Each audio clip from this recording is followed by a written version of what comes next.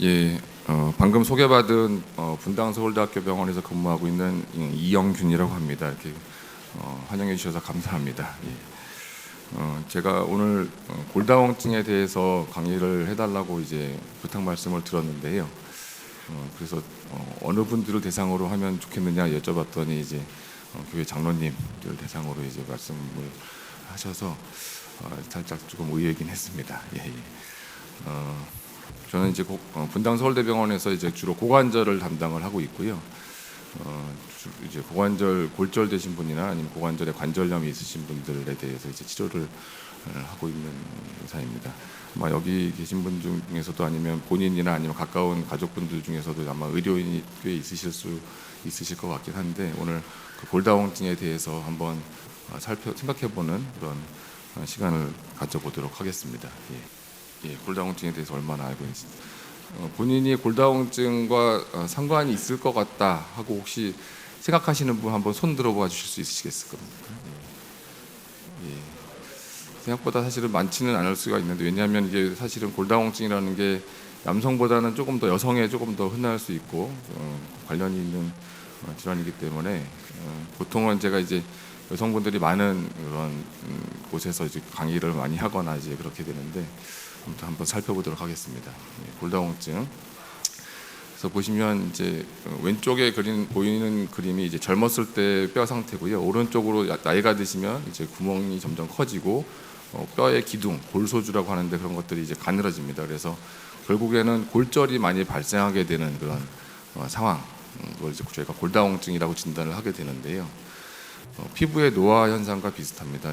이분이 이제 누군지 아시는 분도 계시겠지만 거의 젊었을 때 하고 나이 들었을 때 보면 동일한 사람입니다. 그래서 피부에도 성분이 이제 콜라겐이죠. 뼈에서도 중요한 성분 중에 이제 콜라겐이 있습니다. 물론 콜라겐 하나만 이제 노화 현상이 일어나는 것이 아니라 뼈를 만드는 여러 세포들이나 기능들이 점점 더 저하되고 하면서 아까 말씀드린 대로 구멍이 커지게 되고 그래서 결국에는 골절이 생기는 그런 상황이 되는데 이 노화 현상을 사실은 이제 피할 수가 없죠. 인간이라면. 그래서 연세가 드시면서 문제가 되는 그런 부분들이 되는데 그래서 이제 기능적으로 겉에 피부야 뭐 이렇게 보기에 조금 이제 덜 아름다워지고 물론 이제 나이가 드시면서 더 이렇게 다른 측면에서 더 아름다워지고 그런 부분들이 있긴 하지만 젊었을 때 비해서 어쨌든 인기가 덜하고 이제 그런 게 더 떨어지는 것처럼 뼈에 있어서도 마찬가지 나이가 들면서 이제 뼈가 강도가 약해지는 그런 상황이 벌어집니다. 강도가 약해지는 게 그럼 왜 문제가 되느냐라고 이제 궁금해 볼 수가 있는데 보시는 바와 같이 척추, 또 손목, 또 고관절, 제가 담당하고 있는 고관절 이런 부분에 넘어지게 되면서 충격이 가해지면 이제 골절이 발생하게 됩니다. 그래서 그림이 잘 보이실지 모르겠는데 아무튼 이런 네 감사합니다. 이렇게 호응을 해주셔서 감사합니다. 그래서 이제 문제가 뭐냐면 뼈가 약해지는 데 있어서는 내가 뼈가 약해지고 있는지 안 약해지고 있는지 증상으로는 알 수가 없습니다. 어떤 겉으로 나타나는 증상이 없기 때문에 흔히 또 골다공증하고 이제 골관절염하고 조금 약간 이제 혼동할 수가 있는데 많이 오래 걷게 되거나 아니면 이제 한 자세에서 앉아 있다가 좀 이렇게 일어날 때 좀 무릎이나 고관절이나 허리 이렇게 통증이 나타나는 그런 상황은 이제 골다공증이라기보다는 이제 골관절염입니다. 그래서 뼈하고 만나는 부위에 문제가 생기는 거를 저희가 골관절염이라고 하고요. 뼈 자체에 문제가 생기는 거가 바로 이제 골다공증이 되겠습니다. 그래서 골다공증 자체는 증상이 없다. 근데 이제 문제가 되는 게 넘어지거나 충격을 받아서 아니면 큰 충격 없이도 뼈에 금이 가거나 골절이 되게 되면 그제서야 이제 증상이 나타나는 그래서 소위 얘기하는 침묵의 질환 저희가 노인의 만성 질환에서도 여러 가지 질환들이 많이 있지만 그런 질환 중에 비슷하게 이제 침묵의 질환이라고 저희가 일컫게 됩니다. 요거는 이제 뒤에서 잘 보이실지 모르겠는데 우리나라 성인 50세 이상 인구에서 골다공증이 얼마나 이제 가지고 계신지 이제 퍼센트로 나타나는 겁니다. 제일 위에가 이제 여성이고 가운데가 이제 남성, 아래는 이제 전체 남성 여성 합쳐서 이제 평균 낸 건데 여성의 경우에 보면 3분의 1 이상이 빨간색 골다공증에 해당이 되고요. 남성은 여성의 한 5분의 1 정도. 그러니까 뼈의 강도가 뭐 산술적으로 직접적으로 이렇게 말씀드리긴 어렵지만 이제 한 5분의 1 정도로 유병률이 낮으니까 뼈가 강도가 여성보다는 한 5배 정도 높다 이렇게 생각해 볼 수가 있는데, 남성은 한 7% 정도가 이제 골다공증이 있다 이렇게 조사가 되었습니다. 전 국민을 대상으로 했을 때. 이걸 이제 연령대별로 나누면 왼쪽부터 50대, 60대, 70대입니다. 왼쪽 그림이 이제 여성이 되고 오른쪽 세 개 컬럼이 남성인데 50대, 60대, 70대. 그래서 사실은 남성보다는 여성의 문제라고 말씀드린 이유가 여성의 70대에서는 70%가 골다공증이 있다고 생각을 하시면 됩니다. 여성의 70대 이상에서는 70%가, 남성은 아까 말씀드린 대로 한 5분의 1이라고 말씀드렸죠. 그러니까 70대에서는 한 15%, 14% 정도가 이제 골다공증이 있다라고 생각을 하시면 될 것 같습니다. 그래서 대다수는 아니지만 어쨌든 꽤 상당수 부분이 7분 중에 1분 정도는 골다공증이 있는 그런 걸 생각을 해볼 수가 있습니다. 문제가 이제 우리나라가 점점 초고령화 사회가 되면서 이제 오래 사시게 되고 그러다 보니까 이제 이런 골다공증도 결국엔 노인의 문제지만 점점 국가적인 그런 사회 경제적인 큰 부담이 되고 있는 게 사실입니다. 그래서 이제 골다공증은 증상이 없는데 이게 골절이 발생하게 되면 그 다음부터 이제 문제가 된다고 말씀드렸죠. 이제 제일 첫 번째가 이제 척추골절, 글자가 아마 깨져서 그런 것 같은데, 척추골절과 이제 고관절골절, 손목골절 이렇게 생기게 되는데, 척추골절이 생기게 되면 일단 자세가 이제 앞으로 허리가 이제 구부러지게 되고요. 심한 경우에는 이제 앞에 가슴에 폐나 이런 것들을 이제 누르게 돼서 숨쉬기도 좀 곤란해지고, 그다음에 이제 소화불량이나 이런 것들이 생길 수가 있고, 고관절 골절이 생기게 되면 이제 저희가 하중을 받는 관절이다 보니까 제대로 보행하는 게 어렵게 되고, 이제 고동이 어려워서 화장실 다니는 것조차도 이제 힘들어지는 그런 상황이 돼서 99%에서는 이제 수술이 필요한 그런 상황이 됩니다. 손목골절 같은 경우에는 주로 이제 생활하는데 이제 일상생활할 때 중요한 관절이 있는데, 골절이 되게 되면 이제 한 절반 정도는 수술이 필요하고 절반은 수술 안 하고도 날 수 있지만 치유가 된 다음에도 손을 사용하는 데 있어서 굉장히 장애가 남아서 좀 이제 생활이 어려워지는, 일상생활이 어려워지는 그런 문제가 발생하게 됩니다. 이러한 골절이 얼마나 이제 발생하는지를 조사한 겁니다. 전 국민, 우리나라 전체를 대상으로 해서 보시면 이제 2002년, 2010년, 최근 2022년까지 해서 전체 자료를 조사를 한 건데, 보시면 이런 앞서 말씀드린 척추, 고관절, 손목 이런 골절 부위가 점점, 그럼 환자 숫자가 점점점 늘어나고 있는 겁니다. 기하급수적으로 예전 2000년대 초반에 비해서 거의 1.5배, 2배 가까이 증가하는 것을 알 수가 있습니다. 환자가 굉장히 많다는 것을 알 수가 있고요.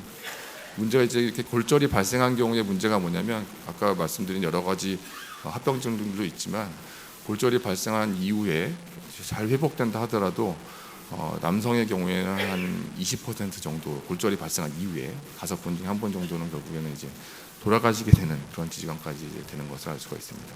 여성은 그거보다 조금 약간 이제 사망률이 좀 약간 낮고요.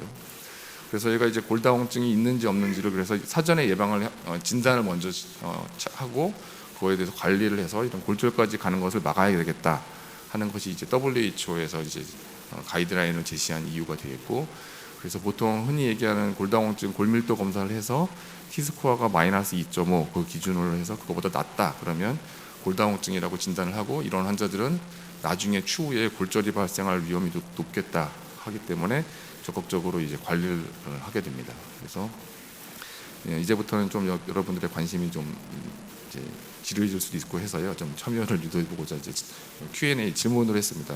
yes 아니면 no입니다. 대부분의 사람은 30세 이후에 골량이 증가한다 라고, 이게 맞다, 오다 한번 손 들어봐 주시겠습니까?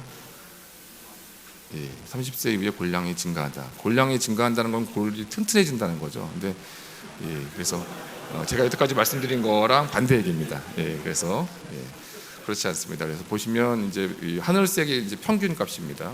위에 녹색이 정상인 거고, 위에 빨간색은 이제 위험한 단계죠. 그래서 나이가 이제 20대, 30대 나이, 이렇게 X축이 이제 나이가 증가하는 거고요. 위에 Y축이 이제 뼈의 강도입니다. 그래서 보시면 20대 이후, 청소년기 이후에는 뼈가 점점점 감소한다.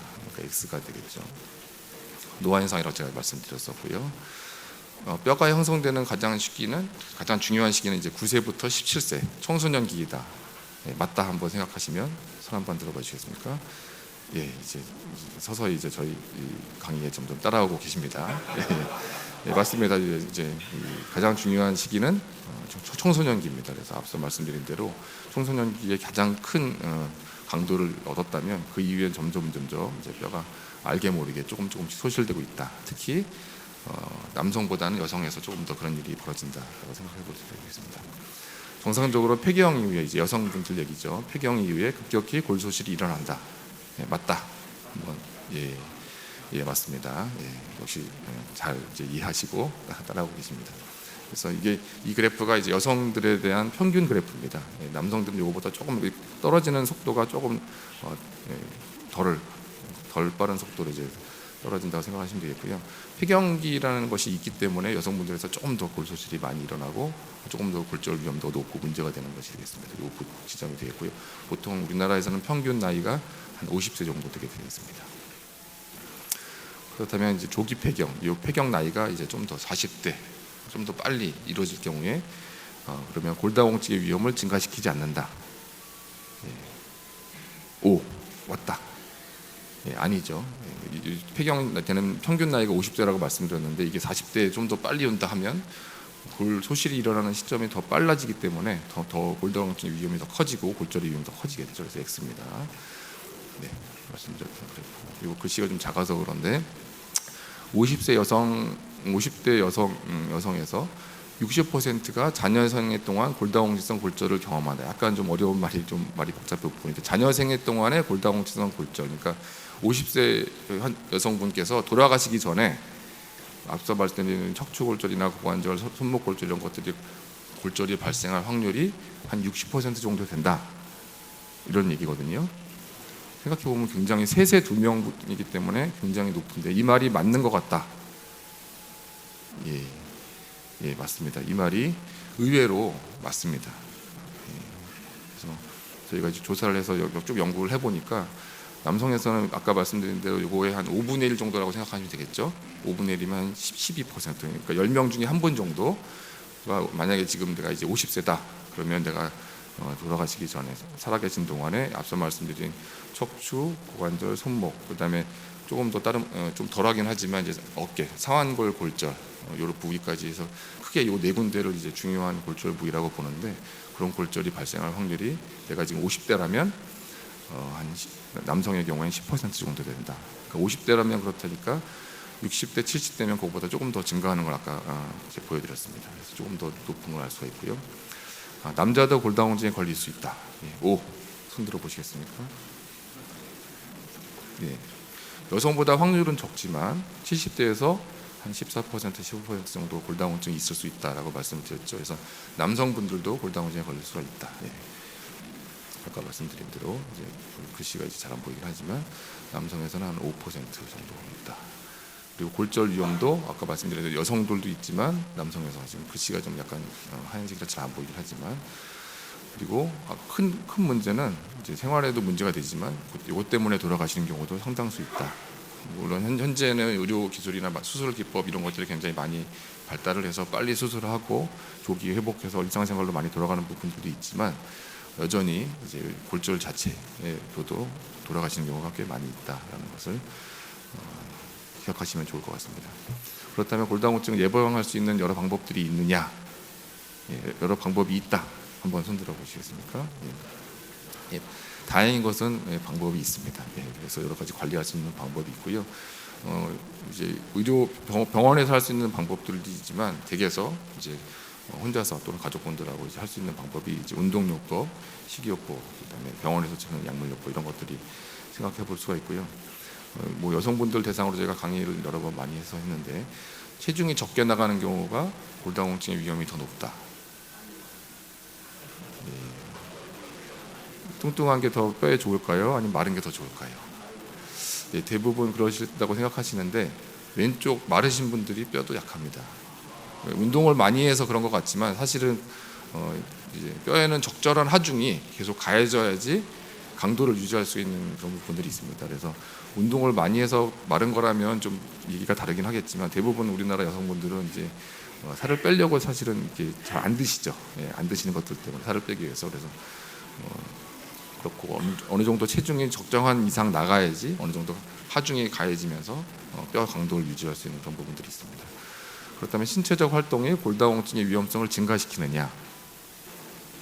예, 아까 말씀드린 대로 적절한 하중이나 활동이 뼈를 튼튼하게 한다 그랬죠. 그러니까 X가 되겠죠. 그래서 오랫동안 저희가 생각해 보면 예를 들어서 기부스를 오랫동안 다리에 기부스를 오랫동안 하면 근육이 마릅니다.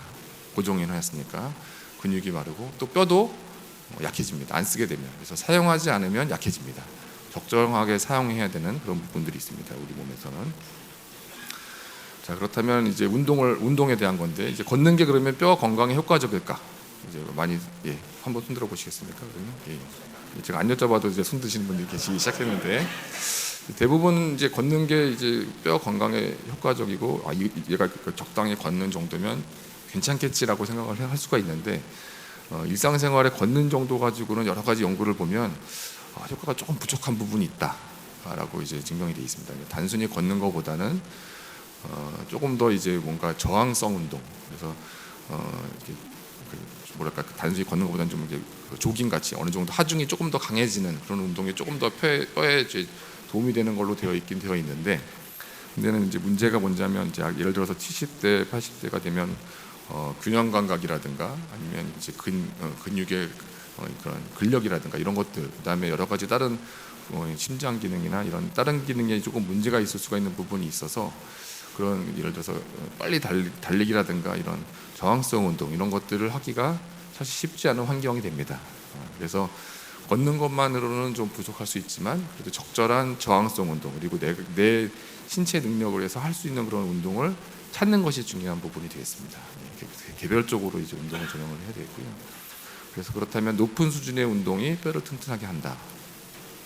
앞서 말씀드린 대로 적당하게 최소한 조깅 이상, 그래서 자기 하중을 이용해서 계속 저항을 할 수 있는 그런 운동. 근데 그렇다고 해서 너무 무거운 예를 들어서 이렇게 큰 무거운 걸 나가는 걸 가지고 너무 심한 운동을 하게 되면 부상의 위험도 있고 오히려 뼈에 이제 스트레스가 줘가지고 골절이 발생할 그런 부분들이 있기 때문에 좀 개별화해서 접근해야 되는 그런 부분들이 있습니다. 그래서 권하는 제가 이제 제 외래에 와서 오시는 분들한테 이제 설명해드리면서 이제 안내 책자를 드리면서 설명하기로는 이제 본인의 능력에 맞춰서 적당한 저항성 운동을 하는 것을 권해드립니다. 그래서 빨리 걷기, 제자리 걷기, 뭐 이제 벽 밀기, 누워서 팔 들리기, 엎드려서 고개 들기 또는 무릎 들기 이런 것들을 하게 되고요.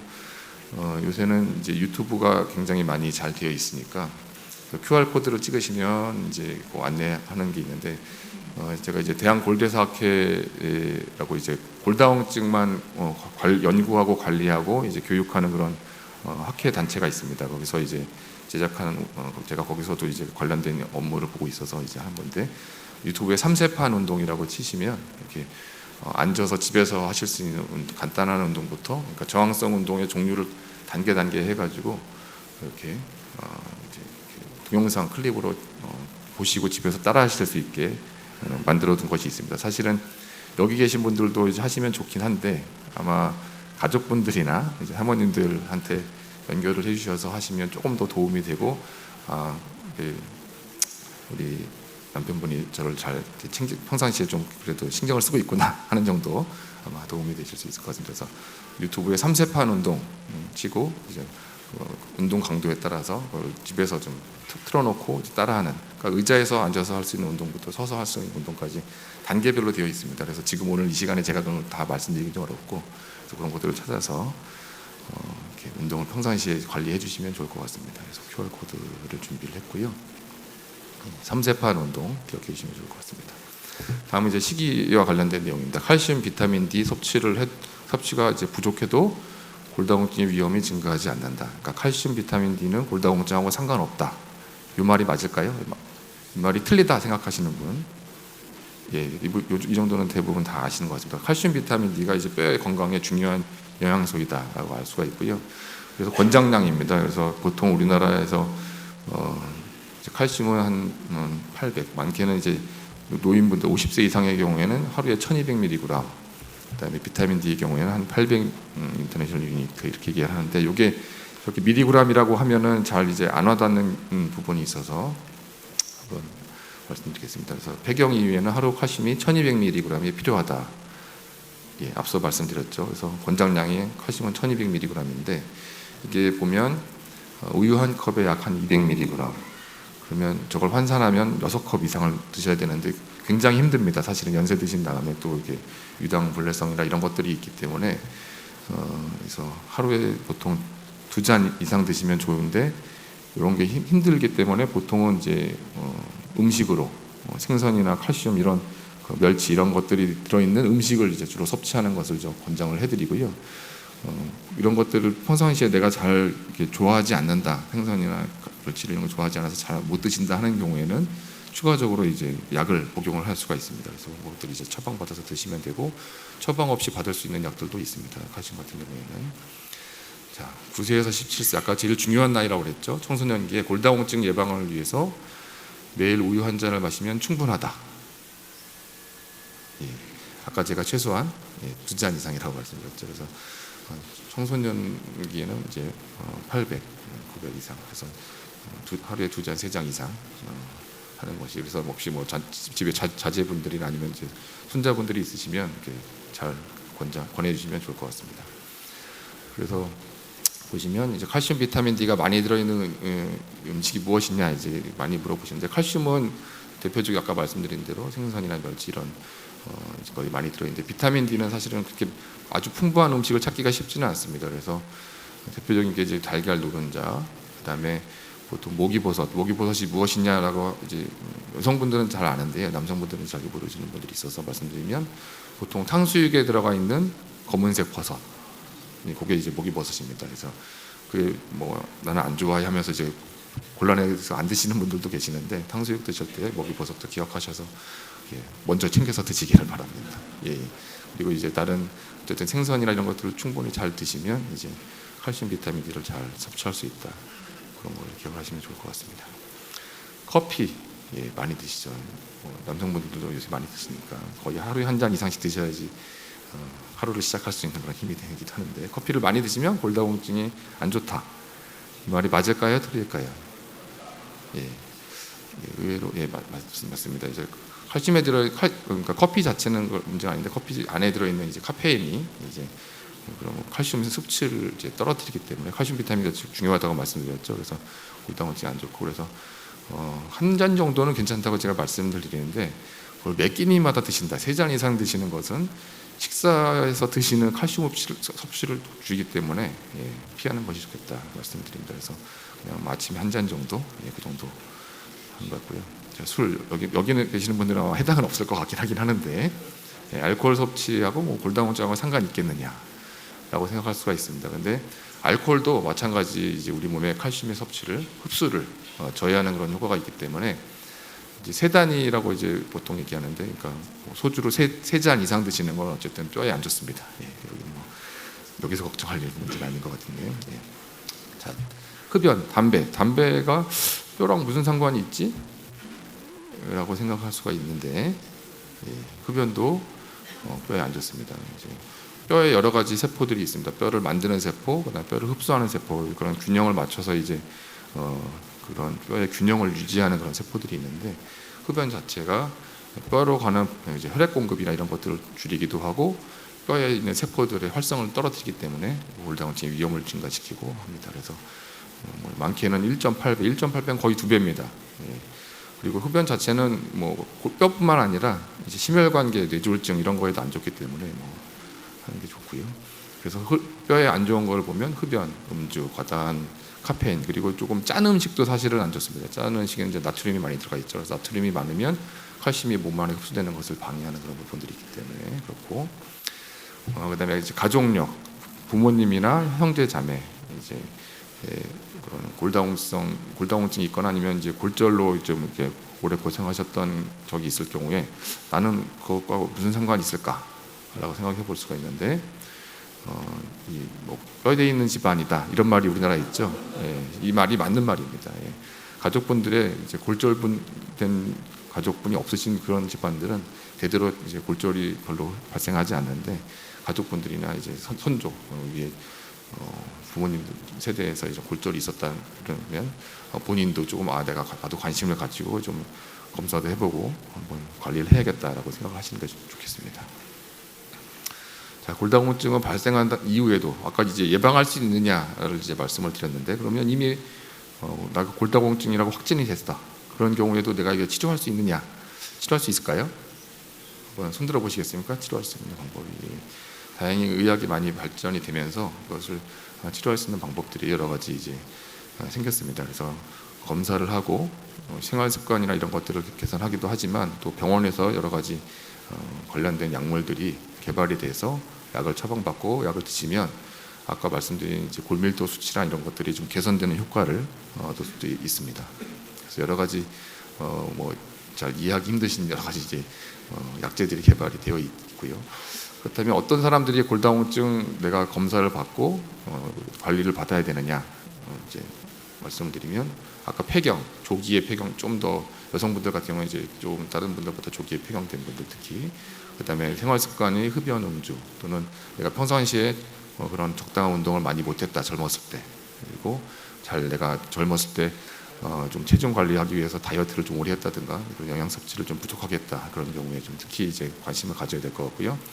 체중이 평균보다 적게 나가시는 마른 분들, 아까 위험하다고 말씀드렸죠. 그런 분들, 그리고 본인 또는 가족분들에게 골절이 있었던 그런 병력이 있었던 분들, 그리고 평상시 드시는 약 중에 뼈를 좀 약하게 해주는 그런 약들이 있습니다. 그리고 또는 이제 뼈가 약하게 되는 그런 질환들이 있습니다. 그런 질병과 관련해서 내가 치료를 받고 있다 하면 뼈에도 영향을 받고 있지 않은지, 예를 들어서 대표적으로 류마티스 관절염이라든가 그런 또는 이제 다른 이유 때문에 스테로이드 약물을服용한다든가 그런 경우에는 골절의 위험이 더 증가하기 때문에 조금 더 그런 경우에는 내가 골다공증이 있는지 평상시에 검사도 받고 관심을 가지셔야 되겠습니다. 검사는 간단합니다. 병원 방문하시면 이렇게 이제 골밀도 누워서 이제 한번 쭉 이렇게 스캔하게 되면 이제 골밀도와 T스코어가 몇 점 이렇게 이제 평균 값에 비해서 나오는 것들이 있고요.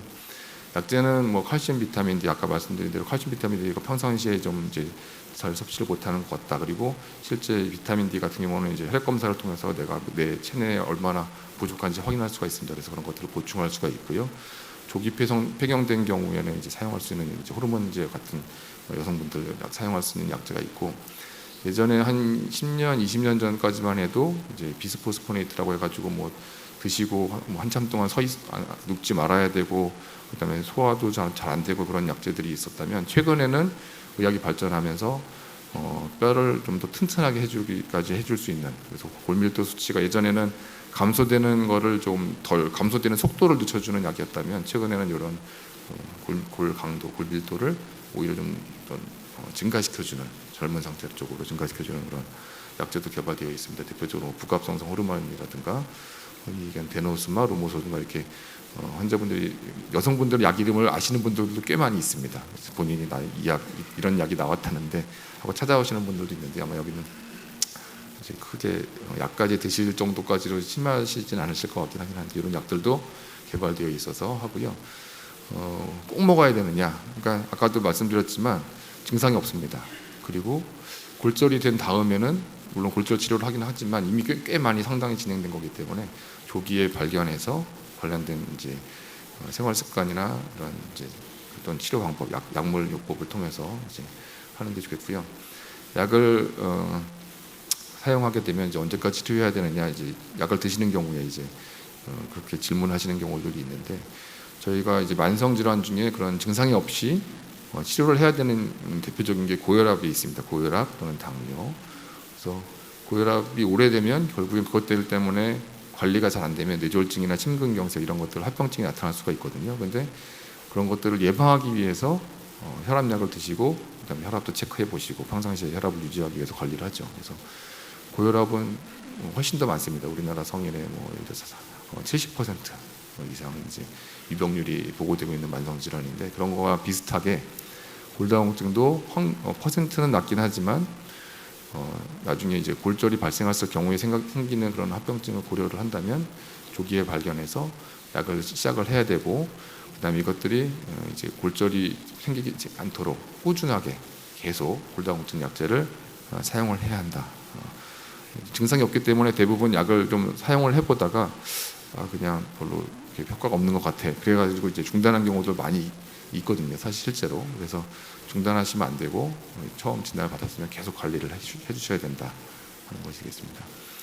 약제에 따라서 이제 약제를 오래 사용해도 되느냐, 정말 그렇게 혈압약처럼 오래 먹어도 되느냐, 이제 그렇게 염려하시는 분들도 있습니다. 그래서 과거의 약들 경우에는 약을 너무 오래 드시면 이제 예를 들어서 뼈가 너무 튼튼해지다 보니까 피로골절이 생기거나 아니면 이제 치과 치료 같은데 치료를 받은 다음에 뼈가 잘 아물지 않는다든가 이제 그런 부작용이 생겨서 이렇게 약간 안전성이나 이런 거에 있어서 염려하는 부분들이 있었었는데, 최근의 약들의 경우에는, 최근에 나오고 이제 사용되는 약들의 경우에는 그런 안전성에 있어서 조금 더 이제 입증이 되고, 그런 입증이 된 약들만 이제 허가되고 있기 때문에 약제마다 조금 다르긴 다르지만 그런 골절을 예방하는 효과를 생각을 했을 때는 좀 더 계속 오랫동안 지속적으로 사용하는 것이 좀 더 낫다.